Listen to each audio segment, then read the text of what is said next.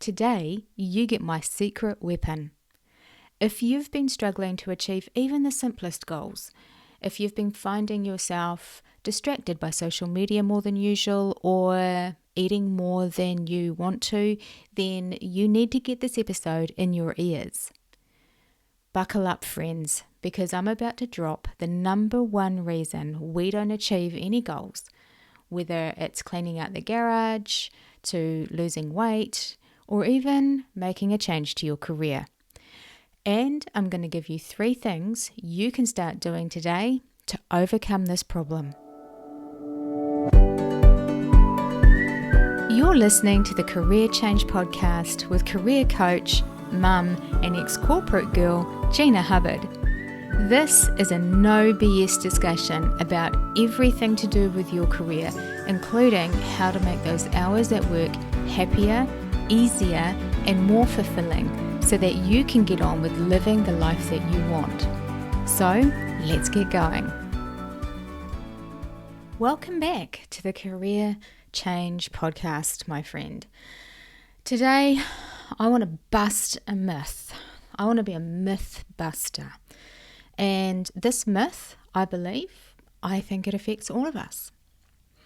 I see it a lot. I see it not only in the clients that I'm coaching, but I also see it just out in the world, in shopping malls and at workplaces and cafes. And it's a thing that I think is harming us and actually is creating the exact opposite of what it is trying to achieve. And this myth that I want to bust is that we should be happy, that the purpose of life is to reach this bliss, this constant pursuit of happiness is actually making us more and more unhappy. And I'm gonna get into this, but here's the reason why, okay? It is impossible for human beings to hold on to one feeling or emotion. And I use the terms feelings and emotions interchangeably, okay? Our emotions are designed to come and go. We cannot feel happy all the time. We cannot feel sad all the time. We cannot feel joy all the time or love all the time. Okay, it is literally impossible to hold on to one emotion for a long period of time. But from babies, from when we're very, very little, we are taught to do things and say things and pursue things to make us happy. Now, I'm not knocking that. I think that is brilliant. We should all definitely, yes, do things that we enjoy and that make us happy. But it is not the point of life to be constantly happy. If you think about it, when we were little, if we were sad and crying, then our parents would soothe us. They would give us or do something to make us stop, right? We would be given a toy to distract us or food. Sometimes, some of us were given lollies or other treats, biscuits to stop us from crying. But all that teaches us is that our feelings can be solved with food, that the feeling that had us upset, the feeling that had us crying is to be avoided at all costs. And to do that, you do whatever you can to not feel it. And so this can create habits of overeating and even lead to eating disorders because we're using food to mask our feelings. We're using food to numb the negative feeling, the feeling that doesn't feel very good. And so we don't address why it's there or what's really going on for us. We just reach for the food. And it doesn't work because the real problem will just fester and grow and get worse. Food doesn't solve for your bad mood. Food doesn't stop whatever is happening to make you feel upset or angry or hurt. It doesn't stop there. Food is not the answer. And neither is alcohol, and neither is drugs, and neither is scrolling endlessly on social media. They don't work. And when we use food, alcohol, drugs, social media to find our happiness, then that is when we add a layer of suffering, because we then have to deal with the consequences of overeating, of, drinking too much, of taking drugs. There are negative consequences to those activities. I call them buffering. Food disorders, alcoholism, drug addiction. And if you know anyone who has suffered from any of these, or have even struggled with one of them yourself, then you know suffering. You know what it feels like. Okay, so what I want to do though, just right now, is I want to step back a minute before I get on that rant train, and I want to just explain to you what an emotion is. Okay, an emotion or a feeling is a vibration that happens in our body. Okay, we feel it as a vibration in our body. It depends what the emotion is as to how we feel it. And everyone can feel the same emotion in a different way in their body. It's really unique to us and how we interpret, how our brains interpret how we're feeling. So that is all. That's all an emotion is. That's all a feeling is. It's a vibration in our body.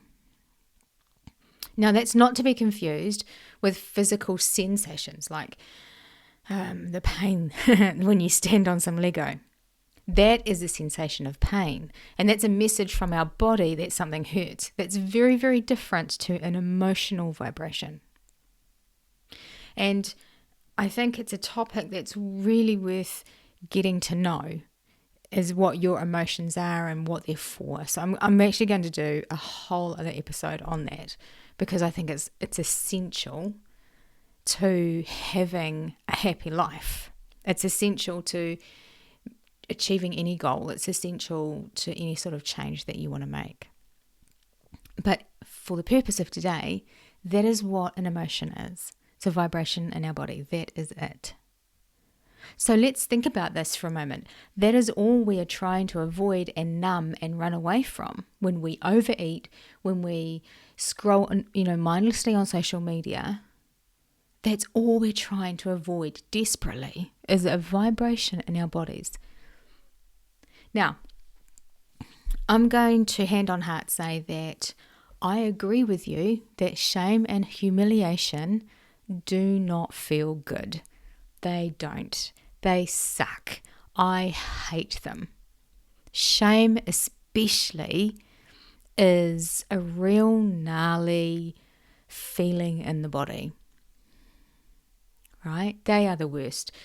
They're right up along there with embarrassment, humiliation, grief, sadness. Sadness isn't so bad, but grief, embarrassment, humiliation, they're the worst as well. But they are still just little vibrations in our bodies, big vibrations in our bodies. That's it. They don't physically hurt us, and they definitely do not kill us. They don't harm us physically in any way. So it's really important to just take a minute to let that sink in. Emotions are just vibrations in our bodies, and they don't hurt us. But the ones that don't feel good, the ones that are so uncomfortable, we don't sit with them. We've been taught to run away from them, to avoid them. We haven't been taught how to sit and process and work through those emotions. I believe the goal of the human experience, and to have a full human experience, the goal of life is to live a full human experience, not to avoid, not to buffer, not to try and eat away our feelings. And this includes all the positive ones and all the negative ones as well. Okay, life is full of fantastic things happening and then really shitty, terrible things happening. And sometimes you get some smatterings of, okay, things happening, and okay, that was a terrible thing, but I'm not, it's all of it. It's all there. That's part of the human experience, and I believe that is part of our full human experience. The emotions that we feel, they are not for fixing. They are not for running away from. They are not for hiding from. Emotions aren't for fixing. Emotions are for feeling. And it's our inability to lean in and feel our feelings. So it's the running away from them that creates that level of suffering and gets us further and further away from happiness. Because the mechanism that we use to avoid the negative feeling, like overeating, food, over alcohol, over social media, has negative consequences in our lives. And it's the negative consequences that add that layer of suffering, right? Over the top of the original emotion. The one we were trying to avoid, which hasn't gone away. You know, that one that's still there. So we do more and more and more to try and get away from it. And that just makes it worse. We keep eating. We keep drinking alcohol. We just consume more and more, which just makes it worse. This work and getting to know how you're feeling and how to process your feelings is absolutely essential. Because when we use food and alcohol, and those are just examples, there's a lot of other ones that clients and people, use. But when we use food and alcohol to numb and avoid the feelings we don't want, we're actually teaching ourselves how to avoid, and we're numbing the positive feelings as well. When we're stuffing down our feelings and eating or drinking to avoid the negative, uncomfortable ones that we don't want to feel, we're actually teaching our bodies how to ignore and not feel and not process the positive ones either. We become numb to what true joy feels like. We become numb to what true happiness feels like, because we spend so much time trying to avoid the ones we don't want to feel. When you remove that layer of suffering, when you stop eating to try and make yourself feel better, and when you give up the resistance to what is, and you accept that original uncomfortable feeling and lean into it and process it and just let it move through your body, which, by the way, when you get really good practice at it, day-to-day negative emotions will only usually last around 90 seconds. 90 seconds. That's it. But when you do that, your life opens up and you start to feel everything. And that can feel overwhelming, but it's life-changing. Because that's when you're really able to enjoy the good times. Because you can feel joy again in its true sense. And you know that no matter what happens, no matter what comes at you in life, you're going to have a feeling about it, and you know that you can handle it. You know that you can process that. You know that it's not going to hurt you. You know that you don't have to turn to food and alcohol, social media, pornography, whatever it is. You know that you're going to be okay. How cool would that be? When you realize that the reason that you don't do something, or the reason that you do something, is because of how you think it's going to make you feel, and you truly embrace that concept, then life opens up for you. The other benefit of going, through and starting to feel all your feelings and doing this work is that reaching your goals and making change in your life becomes so much easier. So the only reason we don't reach our goals is because we quit. And we quit because we don't want to feel something. Okay, we're quitting because we're avoiding an emotion, and it's usually failure or unworthiness or undeservedness. I don't deserve this. I'm unworthy. I can't do it. It's too hard. I'm a failure. And on the other side of all those negative feelings, because that's all they are, negative feelings are just a little vibration or a big vibration. I concede they can be big. A big vibration in your body. Okay? On the other side of all of those, is what you want in life. You have to move through them. The more you avoid them, you're not processing them, you never get to the other side of them. And on the other side, my friends, is your goals. It is your dreams. It is the life that you want. It wasn't until, when did I start doing this work? It was a long time ago.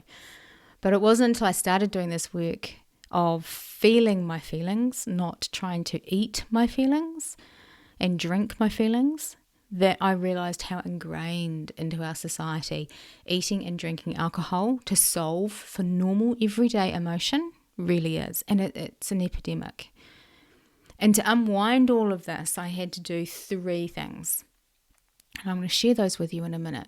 And I would encourage you to think about where in your life you're avoiding your feelings.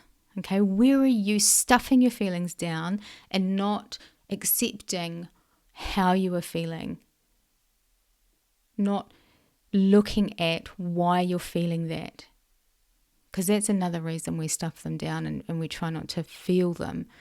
It's because what's behind the feeling. Why am I feeling that? Can be really scary, but it's worth it. It is hard work, but it's worth it. Okay, so the first thing I had to do was I just had to acceptance. I had to accept that feeling shitty, also known as a negative emotion, is normal and it's not to be avoided. Life, this human experience that we have, it is 50-50. It is 50% great, 50% crap.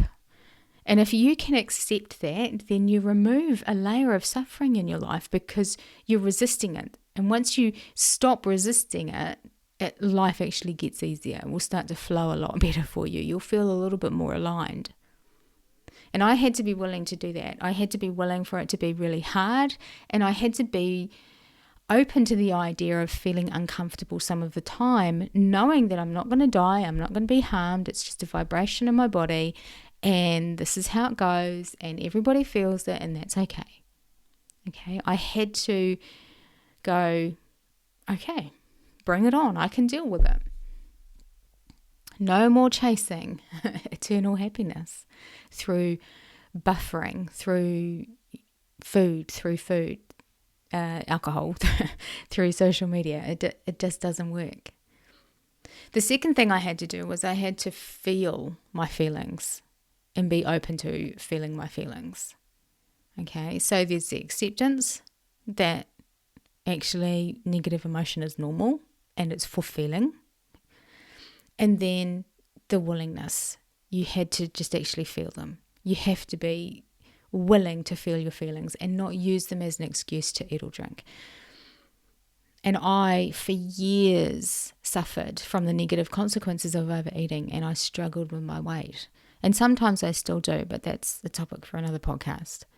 But I had to learn how to step forward and embrace the 50% of my life that doesn't feel good.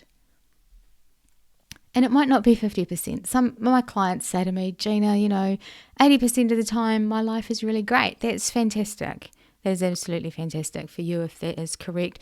I've had the other as well. I've had one lady say, 90% of the time my life is shit.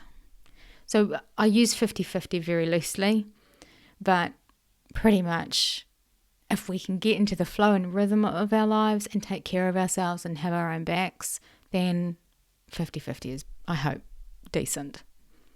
So the third thing, I had to learn how to be kind to myself and support myself through the times when it was hard, when it was uncomfortable, and when it felt like crap.